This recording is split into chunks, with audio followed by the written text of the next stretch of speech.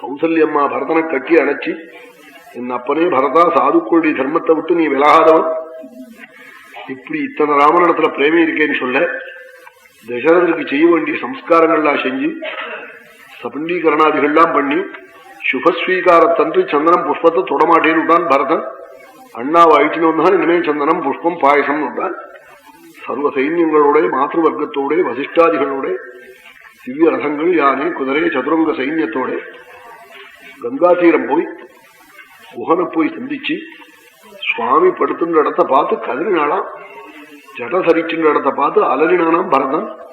தானும் சத்ருகனோட ஜடையை சரிச்சுன்னு மறையடி வேட்டிண்டு படகு வழியாக கங்கையை தாண்டி பரத்வாஜாசிரமம் போனாள்.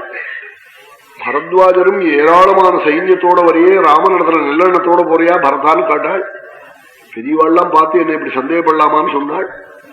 ஒரு பெரிய விருந்து இங்க பண்ண போறேன், நீ கிரகிச்சுக்கணும்னு சொல்லி அக்னிஹோத்திரசாலையில போய் ஆச்சமனம் பண்ணி நமஸ்காரம் பண்ணி பரத்வாஜர் ஒரு லோகத்திலிருந்து 20,000 தேவஸ்திரீகளை தெரிவிச்சு விஸ்வகர்மாவை தெரிவிச்சு குதிரை தேக்கிற பயலுக்கு முதற்கொண்டு தனித்தனி பங்களா அப்படி இல்லாம ஒரு நிர்மாணம். திருப்பியார்ல எப்படி இப்ப புதுசா நிர்மாணமும் இது மாதிரி நிர்மாணம் அப்படி நிர்மாணம் பண்ணி குதிரை தேய்ச்ச பயல்களும் தனி ஹால் தனி படுக்க வருமானம் இருக்கணும் அப்படி எல்லாம் பண்ணி கொடுத்து அப்பேகமேகம் புருஷம் பிரமதாக சப்தச்சாஷ்டச்ச 7 பேர்கள் 8 பேர்கள் கந்தர்வ ஸ்திரீகள் சந்தனம் பூசறதும் பூமாலை போட சில பேருக்கு 7 பேர் சில பேருக்கு 8 பேர் சந்தனம் பூசறதும் விசர்றதும் பாயசங்கள்லாம் நிறையா ஓடுறது பட்சியங்கள்லாம் மலமலையா குவிஞ்சிருக்கு. அங்க ஒன்றும் டிக்கெட்டு கிடையாது, எல்லாம் ஃப்ரீ. அள்ளி கொண்டு வந்து பிளேட்டா வைக்கிறா, சாப்பிட்றான். சந்தனத்தை பூஷண்டு புஷ்பம் திவ்ய சயனம் என்ன பண்ணினான்னார் வால்மீகி. இந்த பெட்டுல படுத்துருக்கிறவன் அடுத்த பங்களாவது இருக்கான் பாருங்க, அவனை இங்கேருந்து கூப்பிடுறானா. என்ன கூப்பிட்டு என்ன சொல்றான்? குதிரை சேர்க்கிற பயலுவான்.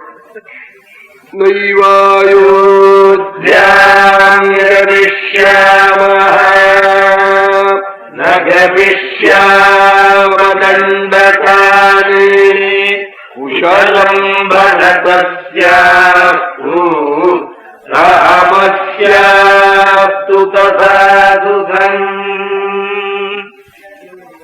அயோத்திக்கு போவான்னா இனிமே குதிரை காசாரி வேலை நமக்கு வேண்டாம்ங்கிறானாம். தண்டகாரண்யமும் போவாண்டாம் பரதனோட. ஆனா பரதனுக்கும் ராமனுக்கும் க்ஷேமம் உண்டாகணும் நாடா. குதிரை காசாரி வேலை 12 ரூபா சம்பளம். இது என்ன பில்லு இல்லாம ஆகாரம், தேவஸ்திரீகள் உபச்சாரம், திவ்ய சந்தனம். இந்த சந்தனம்னா 5 இட சந்தனம், சாமானிய சந்தனம் இல்ல, தரித்திர சந்தனமா. அப்படி திவ்யமான சந்தனம், புஷ்பம், பீதாம்பரம், திவ்ய போஜனம், வசதியா இருக்கு. குள்ளு காய்ச்சிட்டு இருந்த பசங்களுக்கு இப்படி இருந்தா வாண்டா இங்கே இருந்து போகும். நானும் ஒரு தோணும். கல்யாணத்துல மாப்பிள்ளைக்கு பண்ற உபச்சாரத்துல இந்த பயலுக்கு என்ன தோணும் தெரியுமா? மாப்பிள்ளைக்கு கல்யாணத்தன்னைக்கு 10 பேரா வந்து அங்க இருந்து, மாப்பிள்ளை நீங்க இன்னொரு ஜிலேபி போட்டுக்கணும், நீங்க இன்னொரு காப்பி உங்களுக்கு பசும்பால்ல போட்டு வந்திருக்கு, அது இதுன்னு சொல்லுவாள். அதை கேட்டு இந்த பையன் என்ன நினைச்சுப்பான்? எப்போதுமே இப்படி இருக்கும் வாட்டாத்துல நினைச்சு விடுவான். வாட்டாத்துல என்னைக்குமே இப்படி இருக்குன்னு நினைச்சு விடுவான். நினைச்சுன்னு என்ன பண்ணுவோம் தெரியுமா? சிக்லி எழுதி விடுவான். 2-3 மாசத்துக்கு தஞ்சி அடிச்சு விடுவோம். பொய்யா ஒரு சர்டிபிகேட்டை வாங்கி 2-3 மாசம் இங்க இருக்கணும்னு. கல்யாணம் தண்ணிக்கு ஒரு நாள் கல்யாணத்துல வெடிகாலம் இந்த கட்டிச்சாத கூடையோட பரப்பிட்டானோ பொழைச்சுதோ.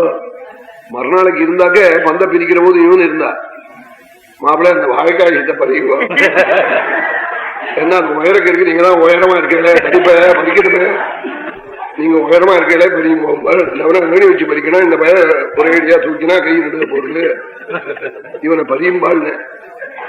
அப்புறம் இருந்தா வாழைக்காய் பறிக்கணும், வாழைத்தண்டு உரிக்கணும், வாழைப்பட்டு தைக்கணும், நேத்திக்கு பண்ண உபச்சாரம் அப்புறம் இருக்குமா? நீ ரயிலுக்கு பரவட்டவாளோட கட்டிச்சாத கூடையோட நீ சேர்ந்து போனேன்னா மரியாதையா இருக்கும்.